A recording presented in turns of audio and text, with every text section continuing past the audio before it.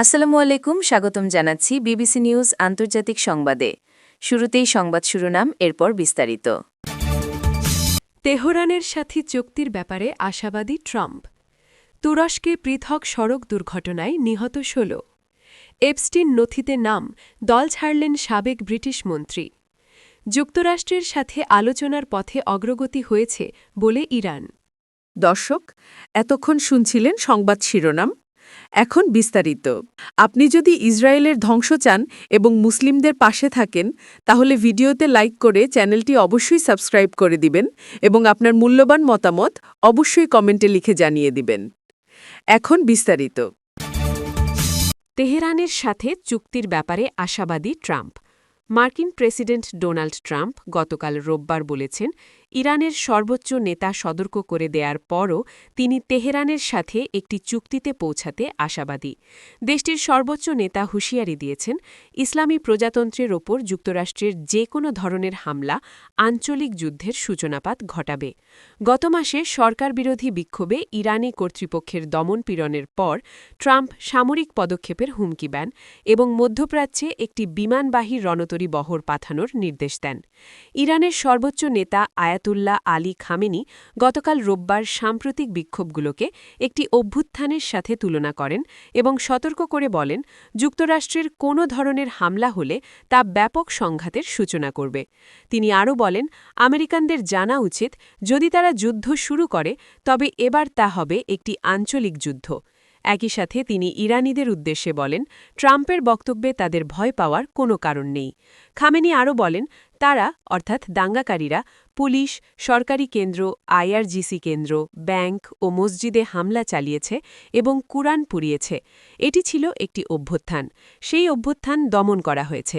ইরানি নেতার সতর্ক বার্তা সম্পর্কে জানতে চাইলে ট্রাম্প রোববার সাংবাদিকদের বলেন, অবশ্যই তিনি এমনটাই বলবেন। তুরস্কে পৃথক সড়ক দুর্ঘটনায় নিহত ১৬। তুরস্কের দক্ষিণাঞ্চলে গতকাল রোববার পৃথক দুটি সড়ক দুর্ঘটনায় অন্তত ১৬ জন নিহত ও ৩০ জন আহত হয়েছে বলে জানা গেছে। আন্টালিয়ার প্রাদেশিক গভর্নর হুলুসি শাহিন জানিয়েছেন, শহরের কাছে একটি মহাসড়ক থেকে একটি বাস ছিটকে পড়ে ৯ জনের মৃত্যু ও ২৫ জন আহত হন। আহতদের মধ্যে ৭ জনের অবস্থা আশঙ্কাজনক বলে জানান তিনি। বার্তা সংস্থা ডিএইচএ জানায়, আন্টালিয়া থেকে ইস্পার্তা যাওয়ার পথে মহাসড়কের বুরদুর এলাকায় দ্বিতীয় দুর্ঘটনায় ৭ জন নিহত এবং ৫ জন আহত হয়েছে। কর্মকর্তারা জানিয়েছেন, দেশটির পশ্চিমাঞ্চলীয় শহর তেকিরদাগ থেকে আন্টালিয়াগামী ৩৪ জনকে বহনকারী বাসটি মহাসড়ক থেকে উল্টে যাওয়ার সময় হাইওয়ে থেকে ছিটকে পড়ে।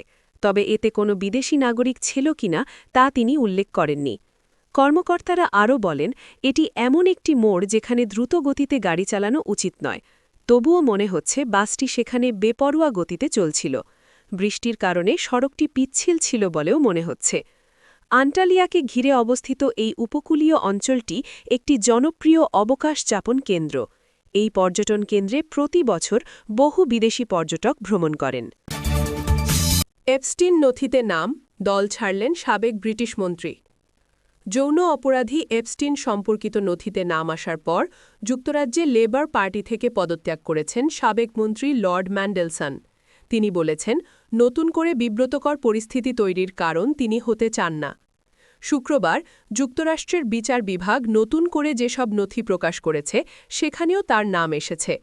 এসব নথি অনুযায়ী ২০০৩ ও ২০০৪ সালে এপস্টিন $২৫,০০০ করে ৩ দফায় লর্ড ম্যান্ডেলসনকে মোট $৭৫,০০০ দিয়েছিলেন।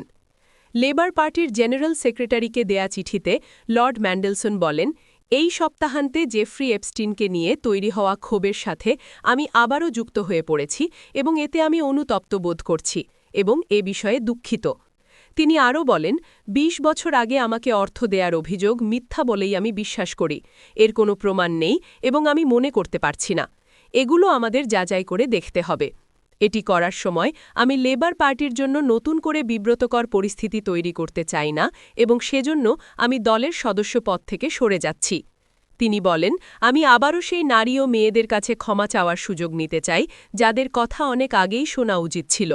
আমি সারা জীবন লেবার পার্টির আদর্শ ও সাফল্যের জন্য নিবেদিত ছিলাম, আর এই সিদ্ধান্ত নিয়ে দলের স্বার্থেই কাজ করছি বলে মনে করছি। যুক্তরাষ্ট্রের সাথে আলোচনার পথে অগ্রগতি হয়েছে। ইরানের শীর্ষ নিরাপত্তা কর্মকর্তা শনিবার জানিয়েছেন, মার্কিন হামলার আতঙ্ক ও উত্তেজনার মধ্যেই যুক্তরাষ্ট্রের সাথে আলোচনার ক্ষেত্রে অগ্রগতি হয়েছে। তবে একই সময়ে দেশটির সেনাবাহিনী প্রধান ওয়াশিংটনকে যে কোনো ধরনের সামরিক হামলার বিষয়ে কড়া হুঁশিয়ারি দিয়েছেন। ইরানের সরকারবিরোধী বিক্ষোভে দমনপীড়নের জেরে মার্কিন প্রেসিডেন্ট ডোনাল্ড ট্রাম্পের সামরিক হস্তক্ষেপের হুমকির প্রেক্ষিতে ইরানের উপকূলে বিমানবাহী রণতরী ইউএসএস আব্রাহাম লিঙ্কন সহ একটি নৌবহর মোতায়েন করেছে ওয়াশিংটন। এর ফলে সরাসরি সংঘাতের আশঙ্কা তৈরি হয়েছে। ইরানও সতর্ক করেছে যে হামলা হলে তারা মার্কিন ঘাঁটি, জাহাজ এবং মিত্রদেশ, বিশেষ করে ইসরায়েলের ওপর মিসাইল হামলা চালিয়ে জবাব দেবে। তবে ট্রাম্প বিশ্বাস করেন, সামরিক সংঘাতের চেয়ে ইরান তাদের পারমাণবিক ও ক্ষেপণাস্ত্র কর্মসূচি নিয়ে একটি চুক্তিতে আসতেই বেশি আগ্রহী হবে। তেহরানও বলেছে, ক্ষেপণাস্ত্র ও প্রতিরক্ষা সক্ষমতা যদি আলোচনার সূচিতে না থাকে তবে তারা পারমাণবিক আলোচনায় বসতে প্রস্তুত। এদিকে রুশ প্রেসিডেন্ট ভ্লাদিমির পুতিনের সাথে মস্কোতে বৈঠকের একদিন পর ইরানের সুপ্রিম ন্যাশনাল সিকিউরিটি কাউন্সিলের প্রধান আলী লারিজানি রোববার সামাজিক মাধ্যমে এক পোস্টে বলেন, মিডিয়ায় যুদ্ধের প্রচারণা সত্ত্বেও আলোচনার কাঠামোগত প্রস্তুতি এগিয়ে চলছে। এদিকে ইরানের সেনাপ্রধান আমির হাতামি যুক্তরাষ্ট্র ও ইসরায়েলকে সতর্ক করে বলেন, তাদের বাহিনী সব ধরনের সামরিক প্রস্তুতি নিয়ে রেখেছে।